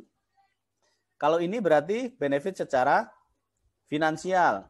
Ini berarti secara finansial, mana lagi? Rabu ganteng 50%. Ini berarti finansial. Ini masih diskon, ini juga berarti finansial. Ini contoh kasusnya Gokar. Ini berarti emosional. Punya waktu tidur, jadi sambil perjalanan, sambil nambah waktu tidur gitu ya. Kemudian ini berarti secara spiritual. Donasi lebih mudah dengan GoPay selama pandemi. Nah, ini benefit secara finansial, emosional, dan spiritual. Contoh lain. Nah, silakan perhatikan teman-teman. Tahun 2020, mereka memberikan benefit kepada distributor. Benefit finansialnya ini, benefit emosionalnya ini, benefit spiritualnya ini. Ada cashback, diskon, layanan harga. Jadi ada customer dapatkan harga yang spesial, ada harga normal, dan tenggat pembayaran. Tenggat pembayaran itu benefit secara finansial ya. Kalau selama ini mereka harus bayar mundur 30 hari, ada nanti tambahan jadi 40 hari. Itu tenggat pembayarannya jadi lebih leluasa. Kemudian benefit secara emosional, mereka membuat kegiatan-kegiatan seperti ini. Gitu. Ini untuk customer-nya si distributor. Kemudian customer yang kedua, kios, mereka membuat benefitnya ini. Finansialnya ini, emosionalnya ini, spiritualnya ini. Jadi kalau misalnya hal-hal yang berkaitan dengan harga, poin, diskon, voucher, itu adalah benefit secara finansial. Mudah dilakukan, mudah dibuat, mudah dirumuskan, tapi mudah juga untuk dikalahkan oleh kompetitor. Ya, kalau tadi misalnya lembaga pendidikan atau misalnya bimbel, paket untuk anak kelas 3 SMA, harga per bulannya 600.000. Sebulan 6 kali pertemuan atau misalnya 8 kali pertemuan. Kompetitor harganya sama, 600.000, tapi 10 kali pertemuan. Maka hitungannya lebih murah.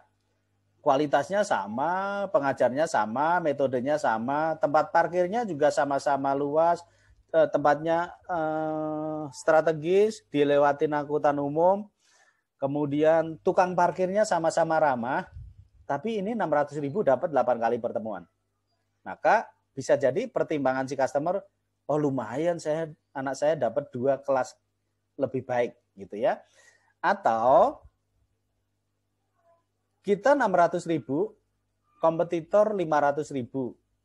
Karena biasanya yang jadi pertimbangan utama itu benefit secara finansial, itu yang dilihat dulu. Udah itu murah itu, 400.000. Baru ngelihat ke dalam-dalamnya. tempat parkirnya oh biasa, masih oke lah ini, muat 10 mobil. Kemudian toiletnya dilihat, toiletnya standar lah, nggak bersih-bersih amat, tapi juga nggak bau, oke masih bisa ditolerir. Dan yang lain-lain faktor pengajarnya kan dilihat tuh tempatnya ber-AC, nyaman dan seterusnya. Nah ini jadi pertimbangan. Kalau misalnya itu masih bisa ditolerir, maka benefit finansial yang akan jadi pertimbangan para orang tua murid tadi. Maka apakah kita akan merumuskan benefit berupa finansial?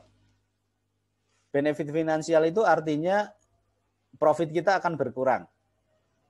Ya toh, kalau misalnya kita jual 600.000, profit kita 40%. Jual 500.000, udah pasti profit kita turun jadi 30%. Udah jual 400.000, kemudian bayar sebelum bulan Desember gratis 1 bulan, nah profit kita turun lagi. Pokoknya kalau misalnya benefit secara finansial, turun secara profit. Bayangkan, misalnya kita bisa jual 600.000, kompetitor jual 500.000 per bulan. Nah, kita 600.000 per bulan. Oke, berarti secara profit kita bisa lebih tinggi. Loh, tapi gimana caranya supaya customer tidak tertarik ke 500.000, tapi tetap tertarik ke 600.000? Maka kita harus mainkan, tadi kan ada 3 nih.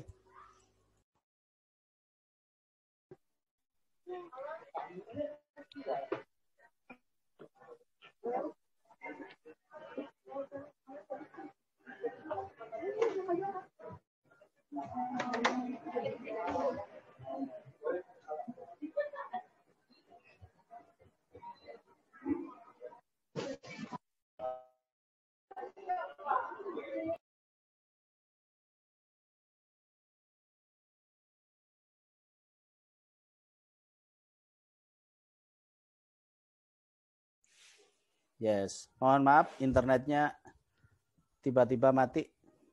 Ya, saya kembali. Mungkin saya pakai internet yang 500.000 tadi. Nah, ini kan ada 500 sama 600.000. Oke, baik. Nah, bayangkan kita bisa jualan 600.000 per bulan, sementara kompetitor jualnya 500.000 per bulan. Maka kita tidak main faktor finansial, tapi kita mau main faktor emosional. Emosional berarti ada yang namanya relationship. Kita seminggu sekali kirimkan progres perkembangan siswa ke orang tuanya. Itu relationship. Kemudian kita membuat grup WhatsApp untuk orang tua. Itu relationship. Kemudian profil dari pengajar itu ada di dalam grup WA, tapi si profil si pengajar ini dia jual diri di grup itu. Ya, ini langsung, ini para pengajarnya misalnya ada 4 orang di grup itu, mereka eksis. Itu kan membangun kepercayaan, kemudian membangun kredibilitas si para pengajar tadi melalui grup WA. Nah, ini relationship. Ini bukan faktor finansial, tapi ini faktor emosional. Syukur-syukur sebulan sekali atau sebulan 2 kali atau 2 bulan sekali ada kegiatan gathering untuk orang tua siswanya. Kalau sekarang tidak memungkinkan secara offline, maka ada Zoom gathering seperti ini buat para orang tua. Tujuannya adalah untuk mendapatkan masukan.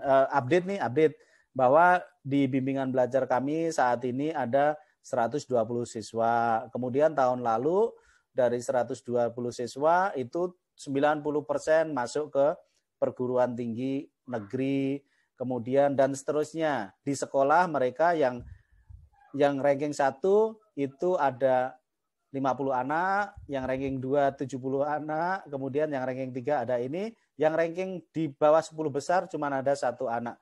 Ini kan hal-hal emosional untuk kita mengcounter masalah finansial.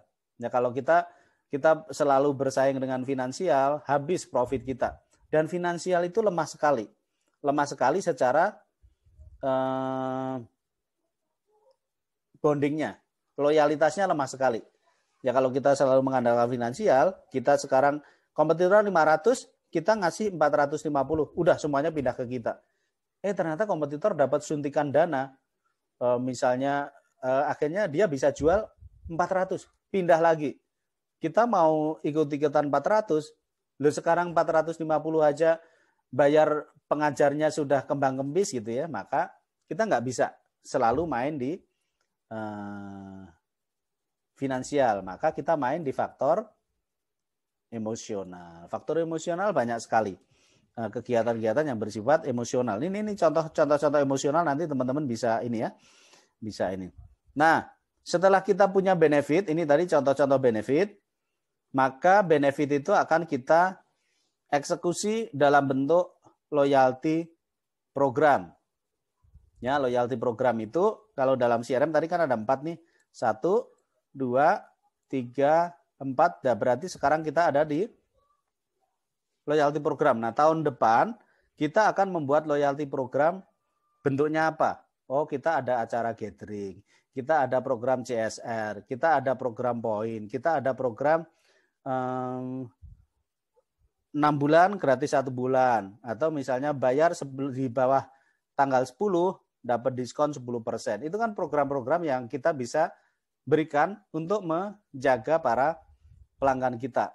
Nah, kita tinggal pilih program itu yang berupa finansial, emosional, atau spiritual tadi. Ya, kalau misalnya program berupa finansial itu efektif, tapi efektif juga untuk menggerus keuntungan kita dan menghasilkan loyalitas yang tidak terlalu kuat. Artinya kalau misalnya kita 10 gratis 1, kompetitor 10 gratis 2, udah pindah lagi. Ya, kemudian di bawah tanggal 10 gratis 10 diskon 10%, kompetitor loh di bawah tanggal 15 diskon 15%. Udah boleh sampai tanggal 15, diskonnya 15% lagi. Itu finansial itu pokoknya sifatnya lemah. Customer itu mudah sekali pindah dari satu tempat ke tempat yang lain. Ya untungnya kalau tadi bimbingan belajar itu kan kalau pindah-pindah kasihan anaknya juga ya. Tapi ada kemungkinan seperti itu bisa terjadi. Nah kalau misalnya, apalagi kalau misalnya produk kecantikan si Kak Dewi ini, ya, tapi produk kecantikan ada satu faktor yang sangat membuat mereka itu bertahan atau tidak, bukan masalah harga, tapi masalah performan dari si produk. Loh aku udah cocok kok, tapi harganya kan mahal, sekarang naik, dolar naik. Loh aku sudah cocok kok. Nah itu kan kalau kosmetik itu loyalitasnya, faktor performan dari produk itu menjadi faktor utama. Harga bisa jadi tetap jadi pertimbangan, tapi kalau nomor 1 kalau kosmetik kaitannya dengan kecantikan sudah pasti kualitas. Murah tapi kulitnya lama nih perbaikannya, maka ya nggak dibeli juga. Nah, loyalty program tujuannya tadi ini ya, 4 ini ya. Ini disebut 4R. Apakah teman-teman membuat program tujuannya untuk relationship, untuk retention, untuk referral, atau recovery? Ini contoh program relationship seperti ini. Teman-teman nanti silakan lihat. Kemudian contoh program retensi. Retensi itu program yang paling banyak ya. Retensi itu gini. Retensi 1, customer beli 1 juta, kita pertahankan tetap 1 juta.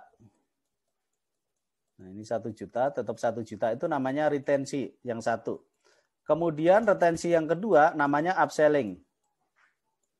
Upselling itu dari 1 juta, kita upselling jadi 1,2 juta.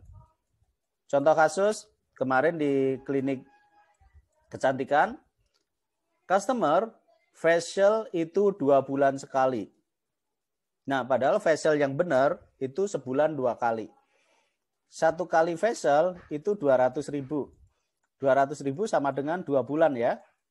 Maka kita upselling, ini tadi kan karena 2 bulan sekali. Nah, 1 bulan 2 kali. Maka omsetnya naik dari 200.000 jadi 800.000. Tadinya kan 2 bulan sekali. Ini jadi sebulan 2 kali. Berarti 4 kali kunjungan dalam 2 bulan. Tadinya 1 kali kunjungan atau 1 kali vessel dalam 2 bulan. Kita upselling dari 200.000 jadi 800.000. Itu upselling. Retensi yang ketiga, teman-teman, namanya cross-selling. Cross-selling tadinya pakai 1 produk, kita tawarkan produk kedua, berarti menjadi 2 produk. Udah otomatis dari 1 produk jadi 2 produk, maka akan meningkat secara nilai rupiah. Maka kalau misalnya teman-teman punya produknya kan nggak cuma 1, pasti banyak. Ya, bisnis ini punya banyak. Tadi misalnya Kak Donald punya, selama ini customer-nya menggunakan produk layanan SMS. Ini berarti kan 1P-nya. Kemudian kita tawarkan layanan yang kedua menjadi 2P, berarti SMS plus WA bisnis. Gitu ya. Nanti Pak Donald punya produk yang ketiga, maka kita tawarkan jadi 3P, yaitu SMS, kemudian WA, dan apalagi misalnya Line. Line masih ada nggak ya? Itu. Ini retensi itu berarti ada 3. 1 juta tetap 1 juta. 1 juta jadi 1,2 juta. Itu berarti upselling. 1 produk jadi 2 produk. 2 produk jadi 3 produk. Berarti ini namanya cross-selling. Ini contoh programnya. Contoh programnya. Nah, ini contoh program recovery. Recovery itu begini, teman-teman. Nah, kalau misalnya sekarang teman-teman punya customer, jumlahnya 1000, yang masih aktif belanja 100, berarti ada berapa customer yang tidak aktif? 900. Maka program recovery itu menyasar ke customer ini. Ditargetkan, aktivasi itu akhirnya mereka belanja lagi. Bulan 1 aktivasi 10 customer. Bulan kedua aktivasi 10 customer lagi, maka kita sudah punya 2. Bulan ketiga aktivasi 20 customer, totalnya kita 40 customer. Bulan keempat aktivasi berapa, totalnya kita punya 100 customer. Dari 900 yang sudah bisa kita aktivasi 100 customer. Tentu kalau customer sudah pernah menggunakan produk kita, jauh lebih mudah untuk diaktifasi dibandingkan kita mencari customer baru. Nah, ini program recovery itu berarti menyasar kepada customer yang tidak aktif. Misalnya kita punya customer, ini 10%-nya aktif, 90%-nya tidak aktif. Yang kita sasar adalah yang ini. Yang customer 90% ini, supaya customer aktifnya meningkat. Ya, customer aktifnya meningkat berarti jumlah omset kita juga akan meningkat. Programnya bisa macam-macam. Bisa visit, bisa relationship call. Kemudian kalau produk kecantikan bisa ada kelas kesehatan. Kemudian kalau misalnya tadi produk bimbingan belajar itu ada gathering. Kemudian ada WA group. Kemudian dan lain-lain. Nah, ini tujuannya adalah yang dulunya beli produk kita, sekarang nggak beli produk kita, itu kita buat program recovery. Ini bukan recovery, ini namanya referral. Belum diganti judulnya. Oke, referral. Kalau referral itu berarti member get member.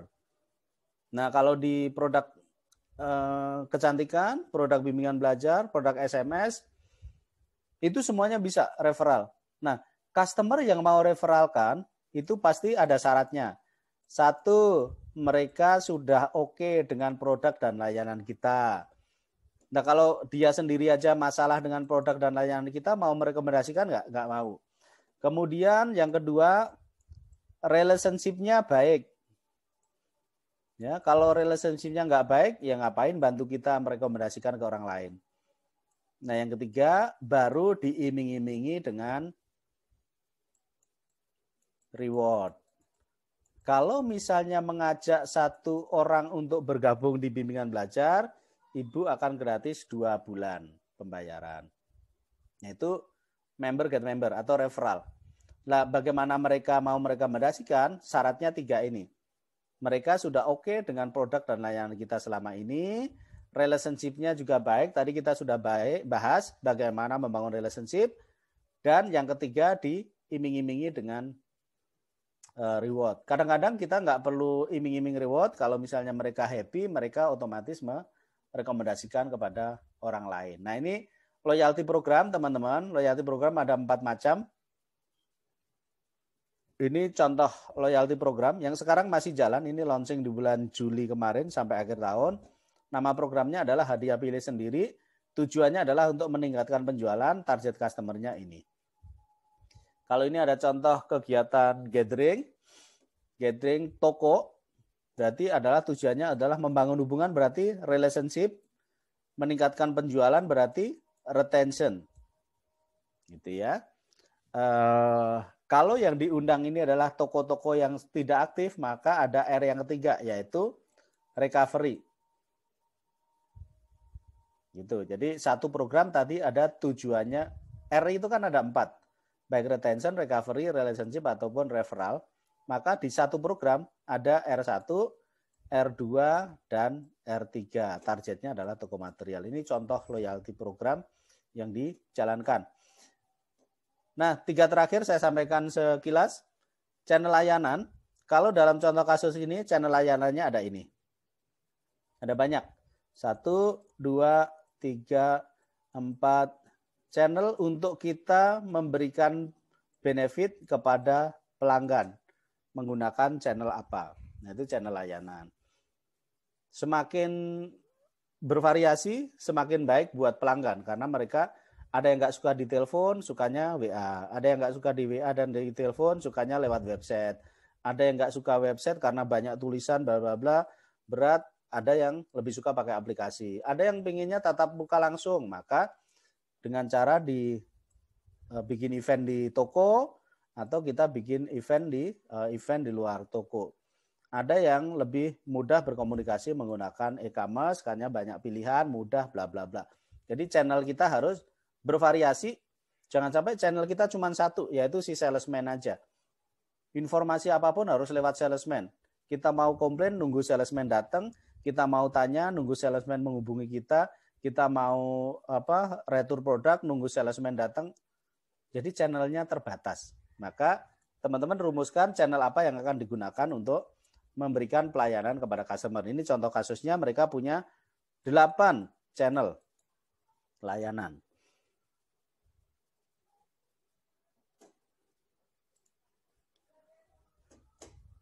Nah, ini contoh kasusnya lagi. Contoh kasus ini malah punya banyak sekali channel ya. Coba dihitung 1, 2. Ini channel yang customer bisa ketemu dengan kita. Jadi petani itu bisa ketemu kita melalui kios, ya, bisa melalui kelompok tani, bisa lewat call center, bisa lewat salesman, bisa lewat website perusahaan, lewat sosial media, lewat email, dan lewat aplikasi. Channelnya bervariasi sekali. Maka ini baik buat pelanggan. Ya, jangan sampai channel kita cuma satu. Pokoknya kalau mau ini call center aja. Call centernya antri nih. Udah antri, begitu nyambung, ketemu mesin penjawab. Untuk informasi produk, tekan 1. Untuk informasi keluhan, tekan 2. Untuk berbicara dengan officer, tekan 9. Dan seterusnya. Begitu tekan 9, mohon maaf semua customer service kami sedang sibuk. Silahkan tunggu. 5 menit kemudian kita belum berhasil. Begitu sudah berhasil nyambung, ternyata obrolannya nggak nyambung. Jadi kita sudah pernah telepon, menyampaikan keluhan, diterima oleh call center yang sebelumnya. Itu tidak dicatat di sistem. Jadi apa Bu yang bisa kami bantu? Loh aku kemarin sudah cerita loh. Tapi saya belum tahu Bu. Nah itu kan berarti masalah itu.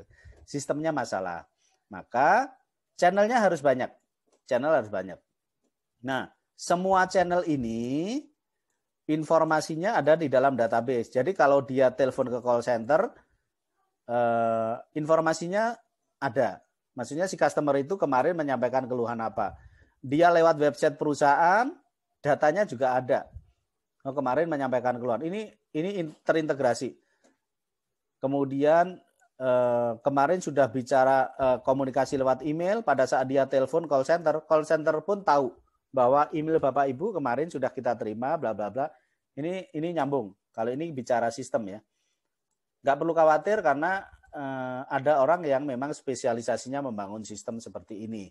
Kita sebagai user saja. Ini channel, teman-teman. Ini channel, jadi teman-teman silakan punya pilihan. Tahun depan mau memperbaiki channel yang mana atau nambah channel yang mana sehingga pelanggan bisa dilayani dengan baik. Ingat, kuncinya adalah R. Ini saya jelaskan sekali lagi ya. Kuncinya adalah relationship.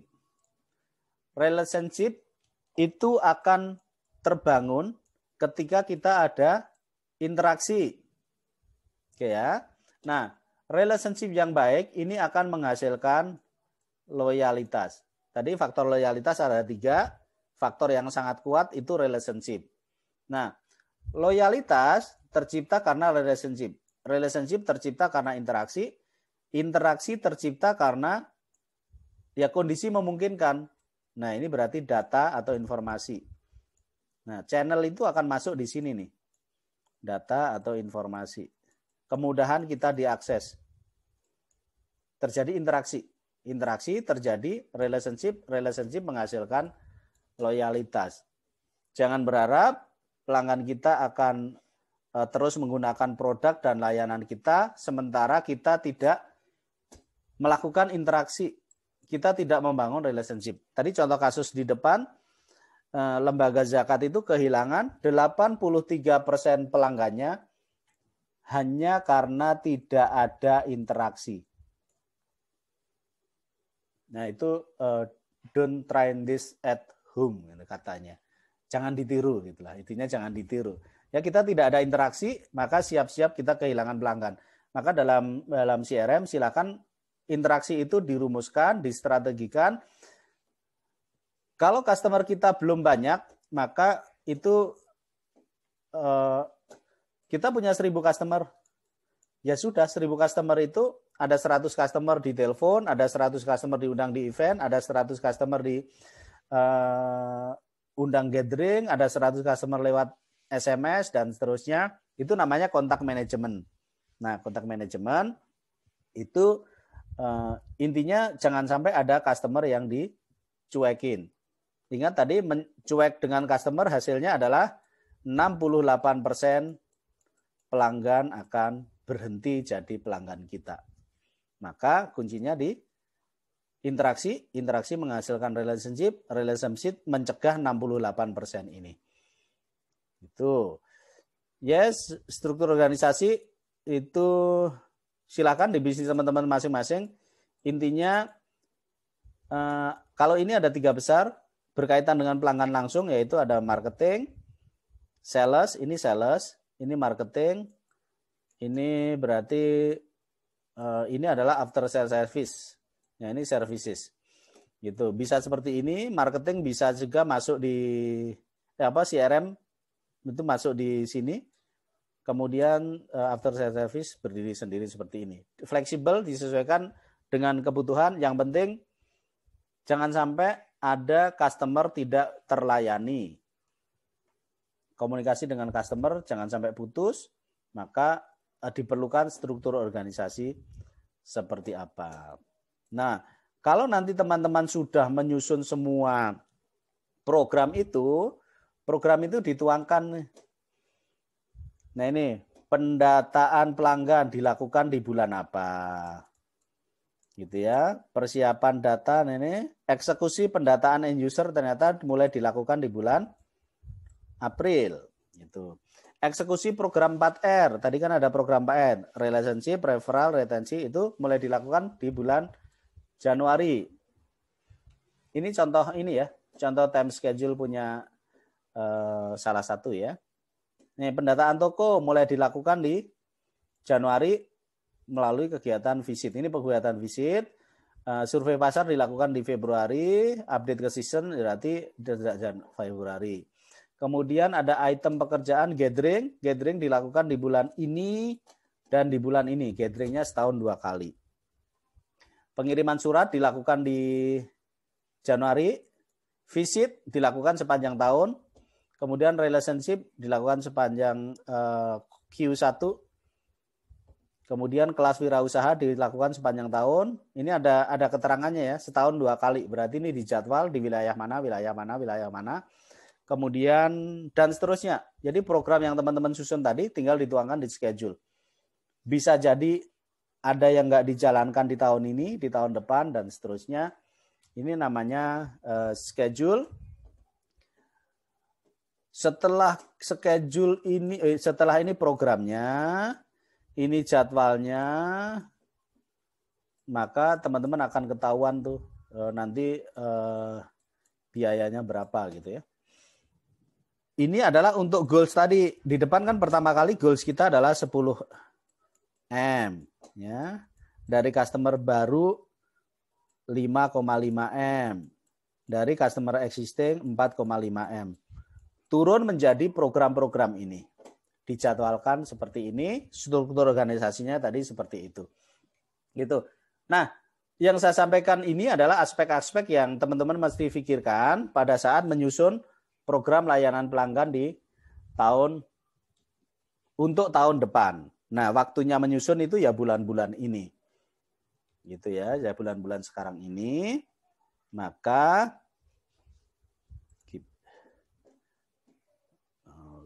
oke. Ada banyak aspek yang tadi saya share, teman-teman. Harapan saya ini bisa menjadi gambaran buat teman-teman. Berarti tahun depan saya harus melakukan apa? Ya, kesimpulannya, tahun depan teman-teman punya target. Oke, target sales nih. Target salesnya misalnya 1M, 2M, 5M.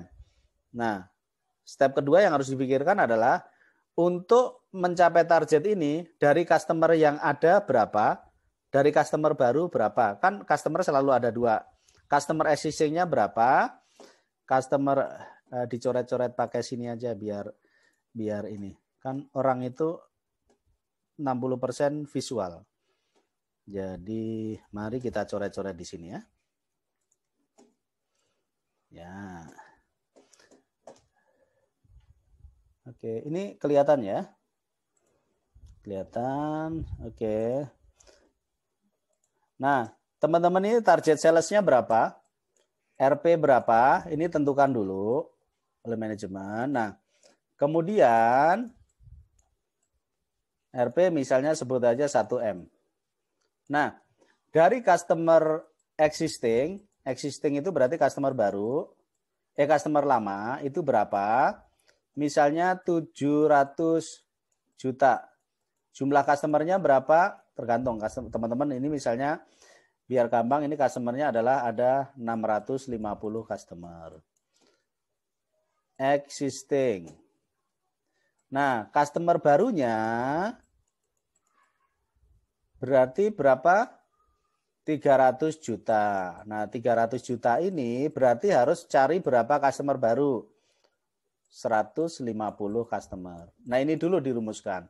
Nah, untuk customer existing yang tadi 650 customer ini, teman-teman akan melakukan program loyalty 4R tadi, retention, recovery, referral, dan R1 lagi apa? Relationship, retention, referral, recovery. Nah, dari 650 customer, ini 650 customer itu kan nanti nggak semuanya belanja. Nanti ini targetkan untuk menyumbang 700 juta, ini minimal harus ada 300 customer aktif. Berarti harus minimal 650, berarti harus minimal 51% itu ya. Nah, yang kita programkan retention siapa, relationship siapa, recovery siapa, dan ini siapa. Ini programnya untuk mencapai 700. Nah, program loyalty ini namanya program loyalty ya. Ini Pak gurunya sabar banget ya, pelan-pelan gitu. Program loyalty ini adalah untuk memberikan benefit. Nah, maka teman-teman harus menyusun benefit yang akan diberikan kepada customer. Benefit tadi ada 3 macam. Benefit berupa finansial, benefit berupa emosional, atau benefit berupa spiritual. Ya, finansial itu bisa diskon, kemudian voucher, 1 free 1, dan seterusnya. Emosional tadi bisa ada kegiatan gathering, ya, kemudian kegiatan visit, relationship call, ucapan ulang tahun, update informasi, dan seterusnya. Ini kegiatan emosional. Spiritual adalah setiap rupiah yang Bapak Ibu belanjakan kepada kami, 500 rupiahnya akan disumbangkan. Hal-hal seperti itu bisa kita lakukan. Atau kita buat program-program keagamaan melibatkan mereka. Nah, ini untuk yang customer existing. Nah, untuk mendapatkan 150 customer baru, maka harus melakukan prospecting berapa. Kalau closing rate kita 10%, untuk dapat 150 customer baru, maka kita harus prospecting terhadap 1.500 customer. Benar ya? Kalau misalnya closing rate kita 10%, untuk dapat 150, kita harus prospecting terhadap 1.500. Tadi bisa pakai teorinya Pak Tung Desemwaringin tadi, pakai sales magic, ya, kemudian untuk proses jualannya. Itu berarti untuk dapat 150, yang harus kita prospek 1.500. Lead-nya berapa? Calon customer-nya berapa? Bisa jadi 3.000. Nah, untuk dapat 3.000 ini dari mana? Bisa dari website, bisa dengan cara develop aplikasi, bisa beli email, bisa membuat event untuk mendapatkan suspek. Suspek kemudian kita filter menjadi prospek. Prospek inilah yang kita tawari, akhirnya kita dapat 150 pelanggan baru. Nah, itu urutannya teman-teman. Jadi tahun depan teman-teman akan melakukan apa berkaitan dengan pelanggan. Pertama ditentukan targetnya, kemudian strateginya, customer existing berapa, customer baru berapa. Customer existing maka programnya ada 4 ini, relationship, referral, retention, dan recovery. Kemudian benefitnya apa yang akan kita gunakan sebagai senjata. Benefit itu senjatanya. Ya, senjatanya. Apakah kita mau pakai senjata finansial, diskon, promo, apakah beli 1 gratis 1, 5 bulan gratis 1 bulan, bayar sebelum tanggal 10 gratis 1 diskon 20%, dan seterusnya. Itu benefit. Benefit yang kita gunakan untuk retensi, benefit yang kita gunakan untuk relationship, dan seterusnya. Nah, untuk mencari customer baru, kita perlu berapa prospek. Untuk mendapatkan 1.500 prospek, ternyata lead kita harus 3.000, bahkan bisa jadi 5.000. Oke, itu teman-teman yang bisa saya share hari ini. Semoga menjadi inspirasi. Dan untuk informasi lebih lanjut, teman-teman bisa kunjungi di website saya, www.belajartentangcrm.com, atau simak di YouTube-nya tadi ya, bit.ly/Joko Ristono. Ini bit.ly/Joko Ristono. Nah, ini dia. Kok nggak ada? Oh, ini nih ya. Ini websitenya, kemudian YouTube-nya ada di sini.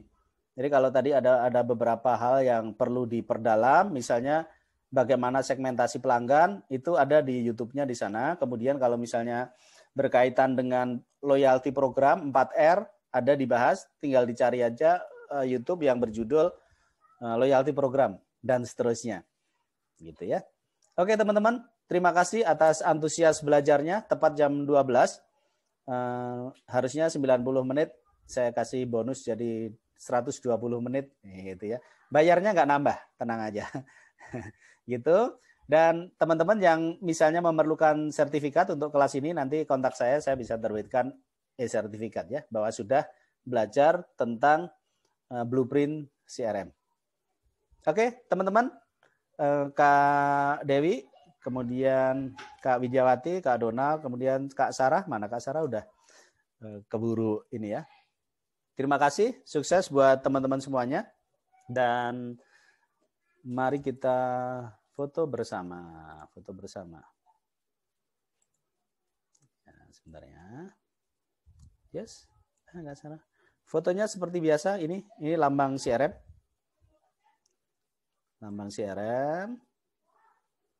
Ya, fotonya gini ya. 1, 2, 3. Oke, lagi. Sorry. Ya, oke.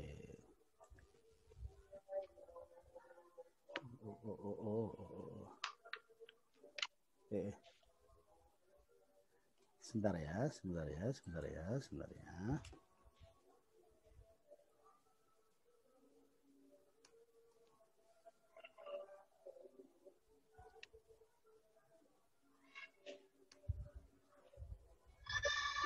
Yuk, mari senyum dan CRM.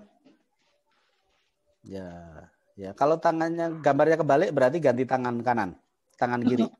Nah itu kebalik kan, C-nya nggak ada di sana. Ya, yes. Kak Widiawati kebalik, ganti tangan. Ya, oke. 1, 2, 3. Sip, thank you. Sukses buat teman-teman semuanya. Sampai bertemu di kelas berikutnya. Nanti link materi dan YouTube saya share ke Japri ya. Oke, terima kasih. Assalamualaikum warahmatullahi wabarakatuh. Waalaikumsalam warahmatullahi wabarakatuh.